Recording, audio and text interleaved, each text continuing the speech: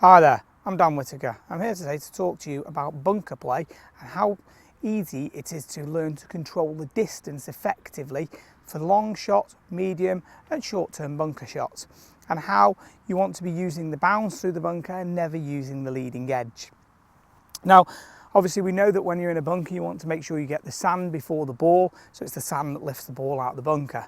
Now, you don't want to ever be using the leading edge of the golf club, which is the front edge right here, because as that goes in, what that will always do is that will only create a digging effect here, meaning that you'll get very steep contacts and you'll generally then tend to not get the ball out very successfully. So what you're wanting to do is to create a skimming action using the back or the trail edge of the bunker here.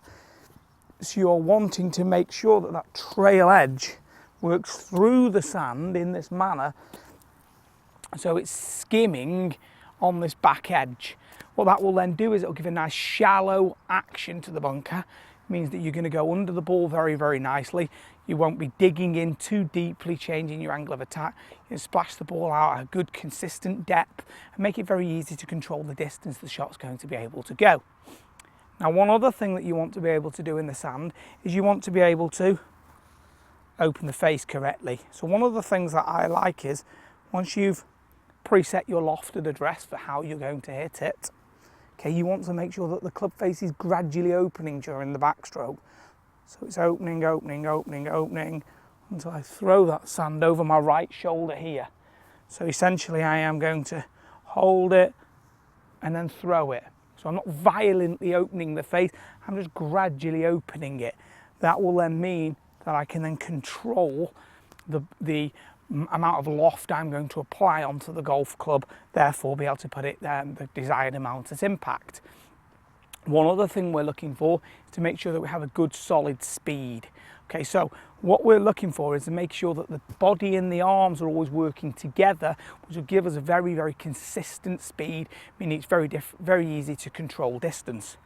Now, when you're in the sand, what you're wanting to do is to have the ball opposite kind of a pocket or a logo on your shirt or a jumper right here on the left hand side of your chest. So the ball will be there, the hands will never be forwards, the hands, if anything, will be slightly backwards.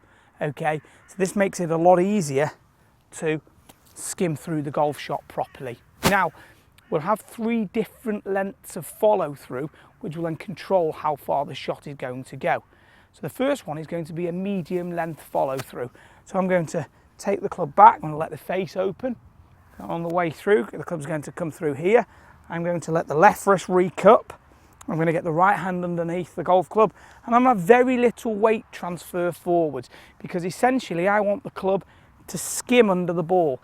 If I make a weight transfer forward and I create a lagging sensation, all I am going to do is deliver the leading edge more forwards, create too much shaft lean, and therefore find it very, very difficult to control how far that shot's going to be able to go. So I want to have a shallowness, okay? So the shallowness is going to be controlled on the way through by me not moving my centre forwards and backwards, by me staying very, very stable. I probably have a slightly wider stance, which will allow me to get much better balance. So what I'll do is, I've got a ball opposite here, hands are on the left foot, hands are more in line with the breastbone, so maybe slightly near the pocket here or slightly towards the breastbone. So just shuffle the feet in a little bit.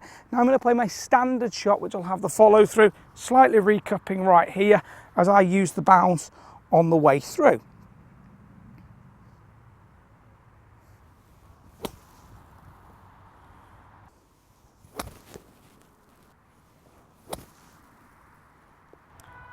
So that's just landed and ran out towards the flag, just popped underneath that one relatively quite nicely. So the next one I'm going to try and play is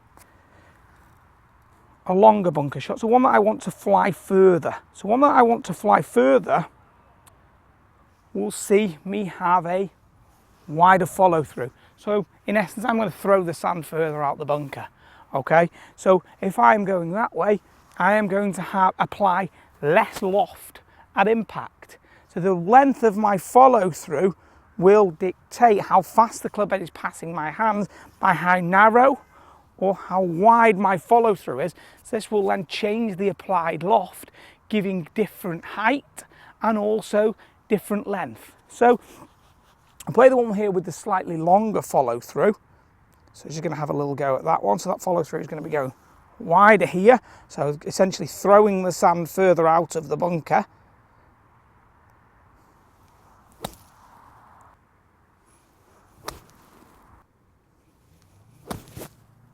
So the follow through is a lot wider there, and that's thrown all the way to the back of the green.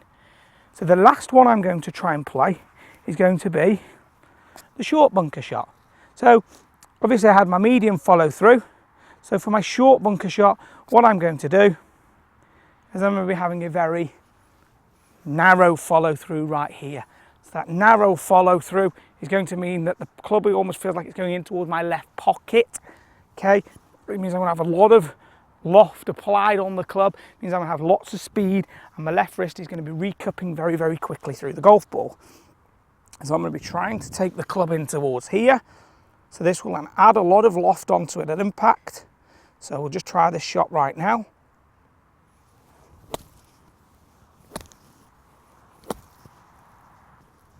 So that's gone a lot higher, flown a lot shorter, and stopped very, very quickly.